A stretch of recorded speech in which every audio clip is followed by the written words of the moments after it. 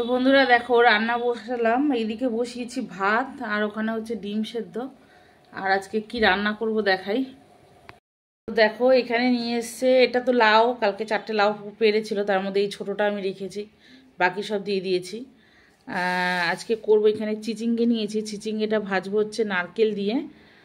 আর এইটা ঝিঙেটা দিয়ে একটু কুমড়ো শাকের পোস্ত করব। কাটতে যাব এখন সবজি, কিন্তু এই কচুর লতি এখন আমি করব না, পটলটাও করব না, অনেক সময় লাগে।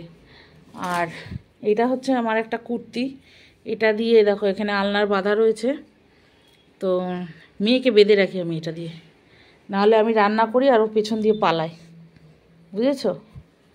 এই জন্য কী করবো বলো, সব দিকে তো নজর দিতে পারি না। তো এগুলো নিয়ে নিই, আর গাছের কুমড়ো শাক কেটেছি, কেটে নেব, চলো। তো বন্ধুরা দেখো সবজিগুলো সব কেটে ধুয়ে নিয়েছি ভাগে ভাগে আলাদা আলাদা করে। আর এটা হচ্ছে চিচিঙ্গে, নারকেল দিয়ে ভাজবো, এটাকে নুন মাখিয়ে রাখবো এখন। তো বন্ধুরা দেখো আলুটা ভেজে নিয়েছি সুন্দর করে, এবার ডাটা কটা দিয়ে দেবো।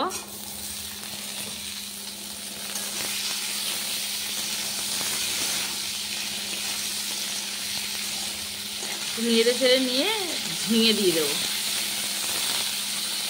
তো দেখো এবার ঝিঙে কটা দিয়ে দিলাম। আর এর মধ্যে দেখো পোস্ত বাটা দেবো, তো পোস্তর মধ্যে 4টে কাঁচা লঙ্কা নিয়েছি, দেখো কাঁচা লঙ্কাটা বেটে দেবো। তো বন্ধুরা জল দিয়ে দিলাম, এবার একটু ঢাকা দিয়ে দেবো। আর ঝিঙেতে তো জল বেরোবেই, আলু তো আগেই সেদ্ধ হয়ে গেছে, দেখো ভেজে নিয়েছি। ডাটাটা আলুটা ঝিঙেটা একটু সেদ্ধ হওয়া নিয়ে কথা, তো চাপা দিয়ে দেবো একটু, অল্প সামান্য হলুদ দিয়েছি, হলুদ বেশি দিইনি। বন্ধুরা দেখো একটু চিনিটা দিয়ে দেবো। এরপরে দেবো হচ্ছে কুমড়ো শাকটা জল ঝরিয়ে রেখেছিলাম ধুয়ে, এবার কুমড়ো পাতাটা দিয়ে দেবো। আসলে আমি ডাটা পাতা একসঙ্গে দিই না, সব সবজি টবজি অনেকে একসঙ্গে দিয়ে ভাজে, তো আমি ওইভাবে করি না। কালারটা যেন কেমন হয়ে যায়, পাতা তো সেদ্ধ হতে সময় লাগে না।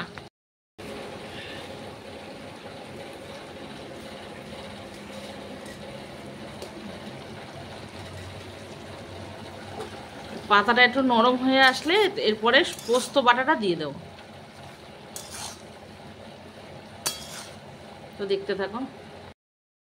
তো দেখো বন্ধুরা এবার পোস্তটা দিয়ে দিলাম, আর এর মধ্যেই লঙ্কা রয়েছে, দেখো পরেও না, দিয়ে দিলাম। এক হাত দিয়ে ফোন ধরে নাড়াচাড়া করা আর ভিডিও করা খুব কষ্ট। এটা মিশিয়ে দিই ভালো করে, আর জলটা তো থাকবে না, জলটাও শুকিয়ে যাবে, নামানোর আগে ঠিক দেখাবো। আর আমার এই কুমড়ো শাকের পোস্তটা কীরকম লাগলো, তোমরা কিভাবে করো একটু জানাইও। হ্যাঁ, আমি কিন্তু কুমড়ো শাকের পোস্তটা খুব ভালো খাই। আর দেখো ঝিঙেটা পরে দিলে কী হবে, ঝিঙে দেখেছো একদম গলে গেছে।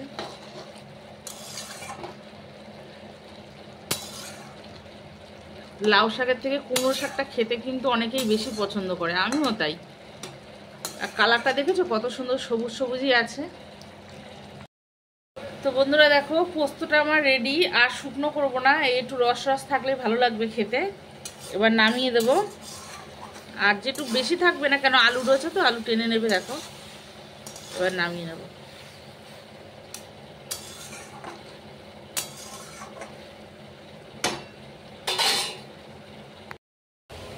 তো বন্ধুরা দেখো ডিম কষাবো, তো আজকে অল্প মশলা দিয়েই করবো একদম।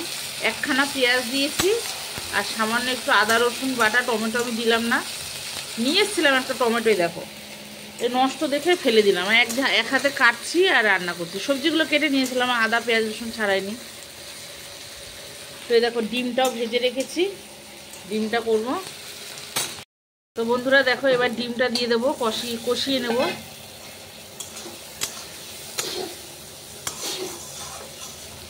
অল্প জল দিয়ে দেবো।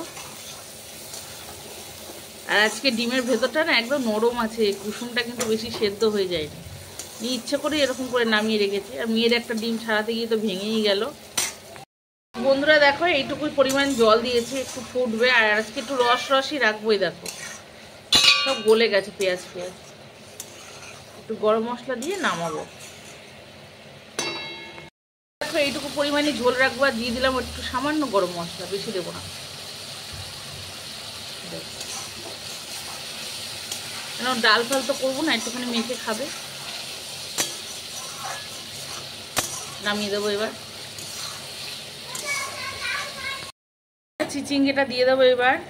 চিচিঙ্গেটা নুন মাখিয়ে রেখেছিলাম, সামনে একটু হলুদ দেওয়া আছে, কিন্তু হলুদটা মাখাইনি আমি, সুযোগ হয়ে ওঠেনি মাখানো।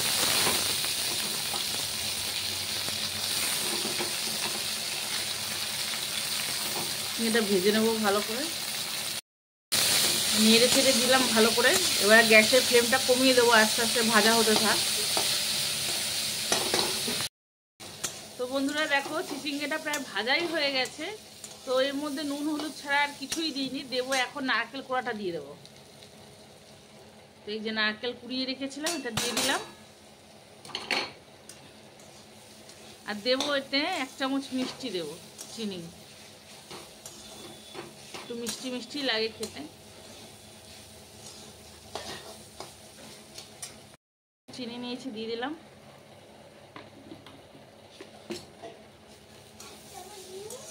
আর এটাতে আর কোনো কাজ নেই, এবার সুন্দর করে লাল লাল করে ভেজে নিয়ে নামিয়ে দেবো।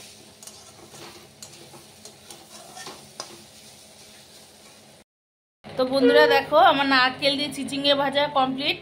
আর এখানে আমের চাটনি করেছি আজকে, আমের খোসা ছাড়াইনি। আর কুমড়ো শাক তো দেখালামই, কুমড়ো শাক দেখো বসে গেছে একদম। আর এটা হচ্ছে আমার লাল লাল ঝাল ঝাল ডিম কষা। তো আজকে রান্নাগুলো কেমন হয়েছে একটু কমেন্ট বক্সে জানিও। তো এই অবধি।